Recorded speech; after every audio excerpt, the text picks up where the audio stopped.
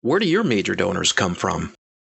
If your organization is like many nonprofits, they come from that first gift of $25 or $50 who responded to a direct response appeal. In today's podcast, we will talk to one of the fundraising greats, Jeff Brooks, best-selling author, creative director, strategist, and actually, former co-worker of ours. We discuss with him the major gift pipeline and how important it is to keep it from getting clogged.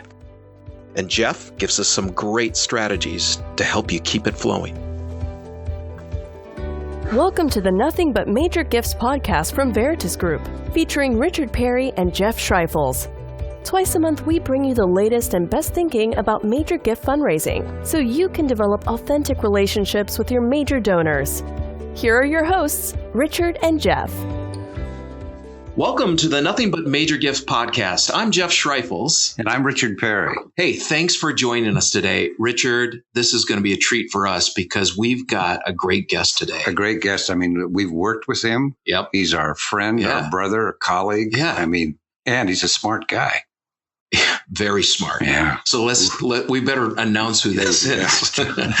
All right. We have Jeff Brooks on today. Jeff Brooks. Gosh, we've known him so long, but he is the author of the Future Fundraising Now blog, which is probably one of the most popular fundraising blogs in the industry. It's just fantastic writing, great thoughts, great concepts. I mean, if you don't even know about that blog, you need to. Well, Jeff, when we get Jeff on, he can tell us, what the story is. And then he's also part of Moshianic.com. They call him the chief fundraisingologist. Wow. I mean, what a name what a great title. It's cool. And you know what? He's also written 3 books. So the guy probably knows a lot, don't you think? Well, not probably. He does.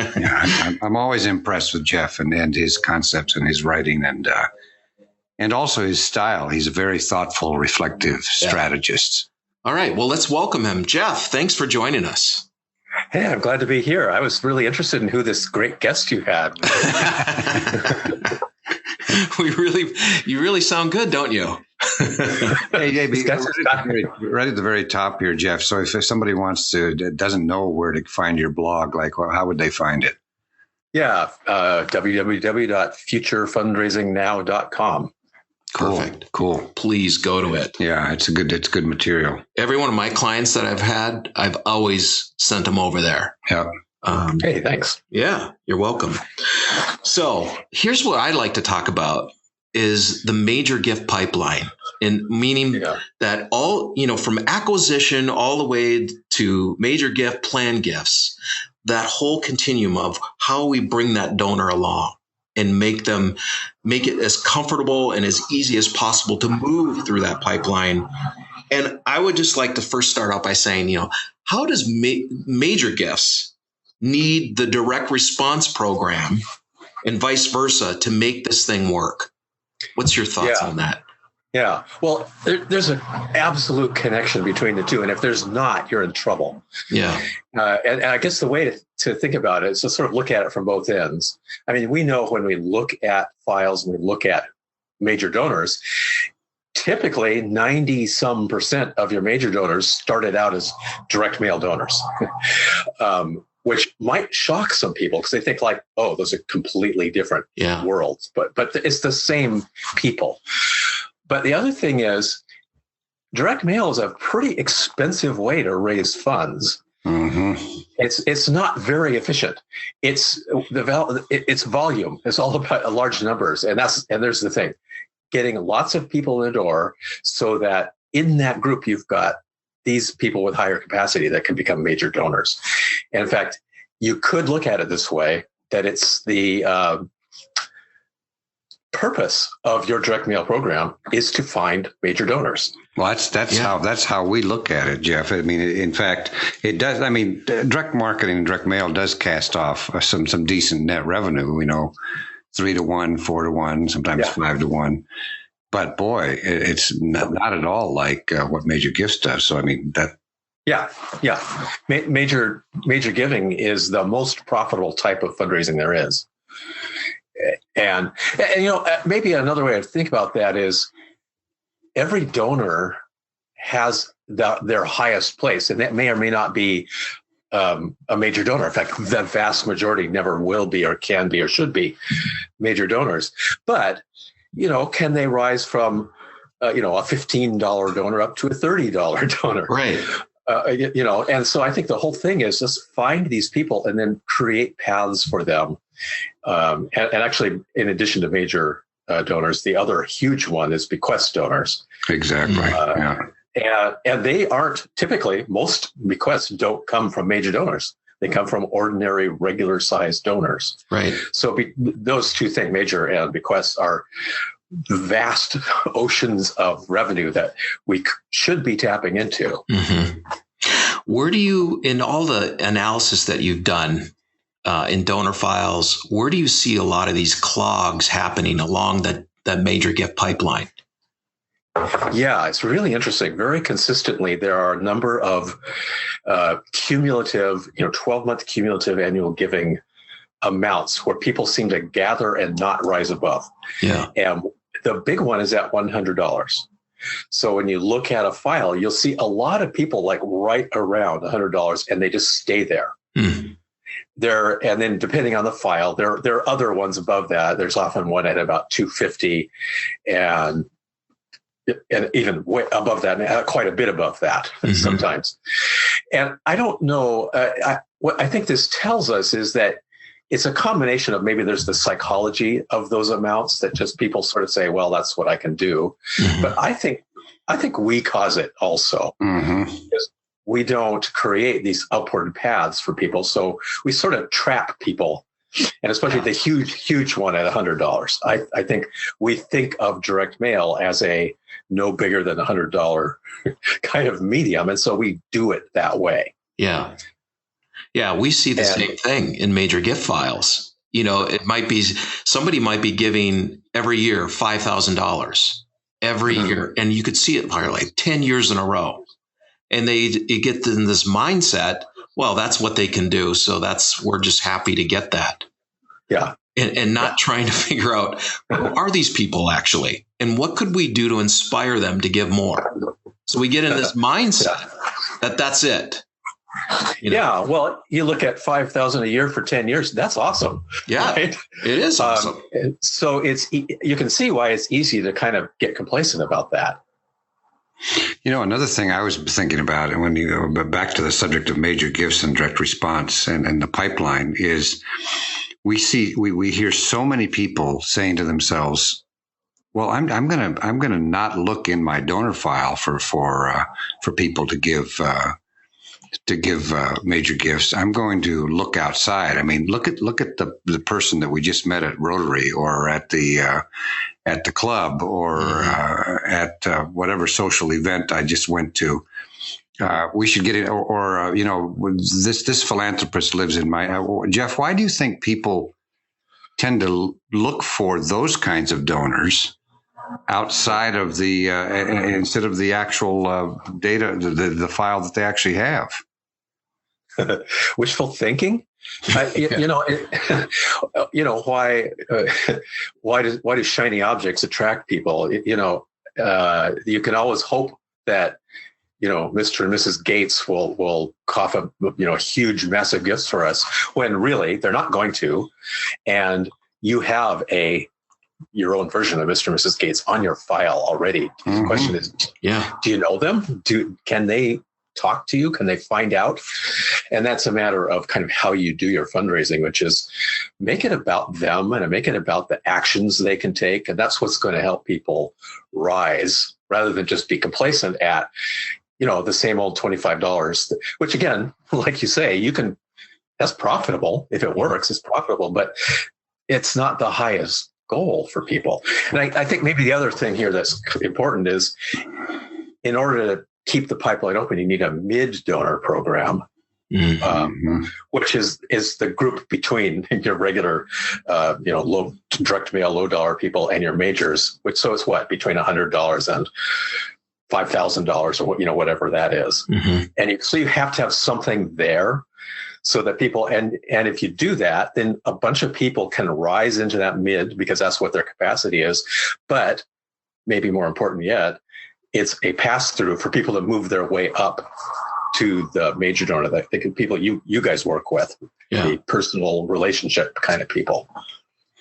Sorry, I just had to say one other thing about the whole prospecting thing, because it's and then we can kind of get back to the topic. But there's a very large. If I mentioned the organization, everybody listening would know exactly what we were talking about. A very large organization, international organization, where the new employee came in, strategists and all that kind of stuff, and took great exception to the Veritas Group's position that a major gift officer should not be prospecting.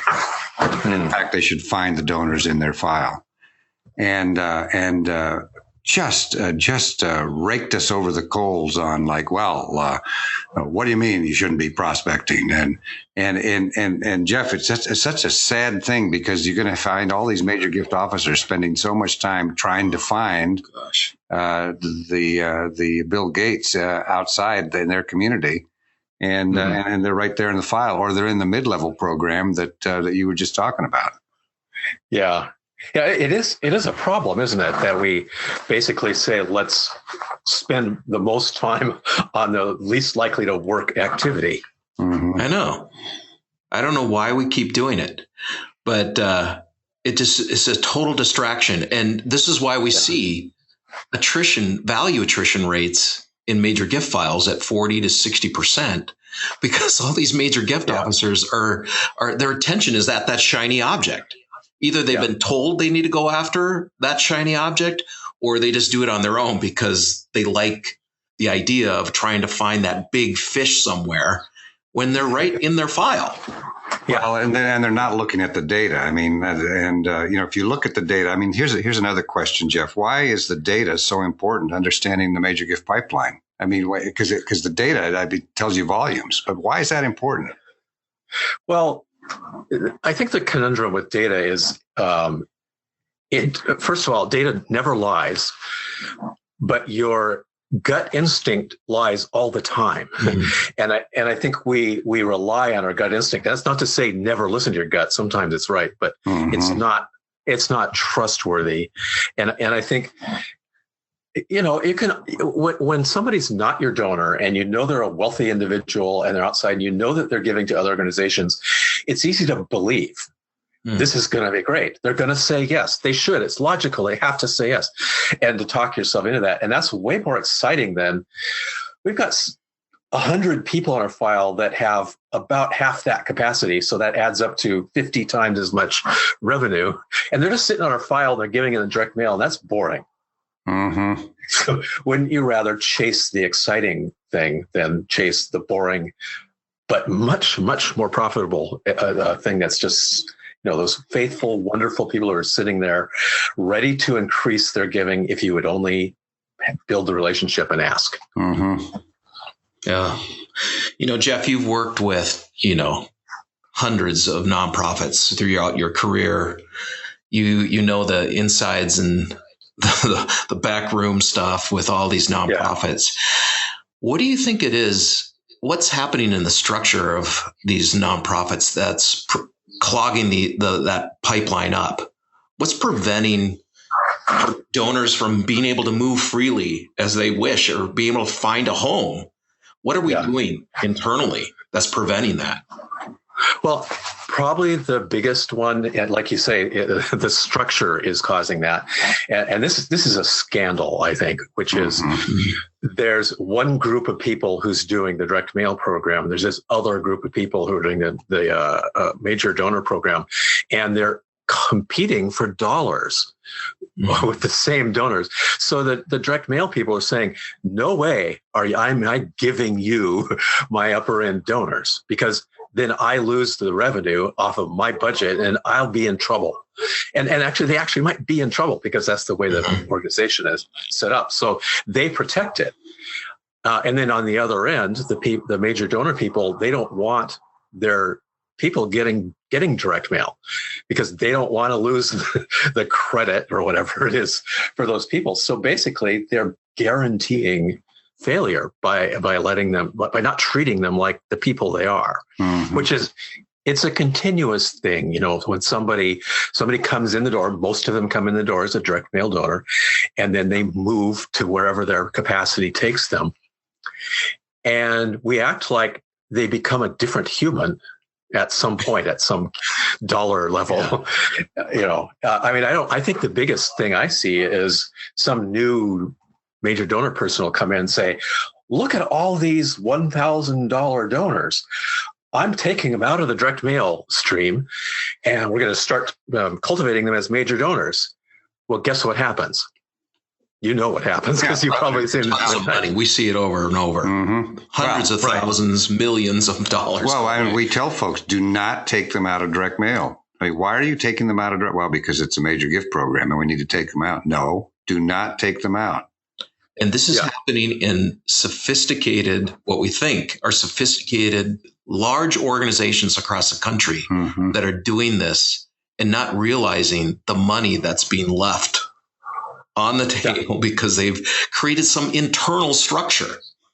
Now, it was interesting your comment, Jeff, about the scandalous organizational structure that causes major gifts to suffer. And one thing that we've done is we've helped and we've authored and written and implemented crediting policies, protocols for organizations so that everybody wins. And the enlightened manager will use crediting policies so that the direct mail person doesn't need to be thinking about hanging on to stuff, and so that the major gift person doesn't need to be hanging on to stuff. But you're right. I mean, if you don't have those kinds of policies and protocols, you're going to create there's going to be a monster in the organization that's going to be fighting against you. Yeah, and there's like you. They have no choice, right? If I was running my program and my compensation and my success in my career all had to do with how much money I was raising, I'd fight like a tiger to keep my people. Of course you would. Yeah. Yeah. So it's really a management problem, a leadership problem, not a major gift officer or direct marketing problem. I mean, we've created the system that they live in. Yeah. Pretty sad. It is. It's terrible. Well, and think about it. There's donors out there who aspire to greatness, and we're their tool to their greatness. And we do stuff like that. Wow. It's just such a disservice to them. Exactly. They can't actually fulfill everything that they hope to be because of us. It's just the strangest thing. Yeah. I wonder, just thinking off the top of my head about why is this happening in nonprofits, and I mean very large and small nonprofits, but it's like some people have just grown up in direct response, and some people have just done major gifts and they don't know anything about how they work together, how they can work together. I mean, the three of us have had the advantage of working in all the areas of fundraising, so we understand major gifts needs the direct response acquisition and cultivation program, or there will be no major gifts. Exactly. We know. And we also know that the direct response, as direct response people, you need major gifts because you need to justify the cost of acquisition because you want a high long-term value. And if you've got a robust major gift program, you're going to have a high long-term value donor. And so that justifies, hey, we're going to take a loss on acquisition because we know long-term this donor is going to be incredible for us. But do you think that, do both of you think that that's a training problem, or what do you think, Jeff? It probably is a training problem, and it's kind of that narrow siloed view that a lot of organizations take, which is if you keep a narrow view of what I'm trying to accomplish, you can't think clearly about it. You have no chance, and so you just go with what seems right and what accomplishes your numbers. You're stuck there until you start paying attention to the data. Well, that's why we are actually wanting to change the narrative to focus everything on what is the major gift pipeline, what's the nature of the major gift pipeline, and how does it work? Because that's the thing that's driving the largest net revenue for an organization to run on. Yeah. Yeah. Well, I've worked with a handful of organizations now where they don't even expect their direct mail program to be profitable. Wow. Because it's the pipeline. Now, I don't really agree with that. I think direct mail can be profitable, should be profitable. Yeah. But, it kind of tells you, I mean, that's a better view than the siloed view, isn't it? That's interesting. Yeah. Yeah. Yeah. I mean, I don't feel comfortable with saying, this whole group of donors is not funding our mission. But at least in big picture, they're creating value, because they're moving people up. And it just sort of shows you how important pipeline is. So there are organizations, there are large, smart organizations who it's only a pipeline. It's not even a profit center at all. Yeah.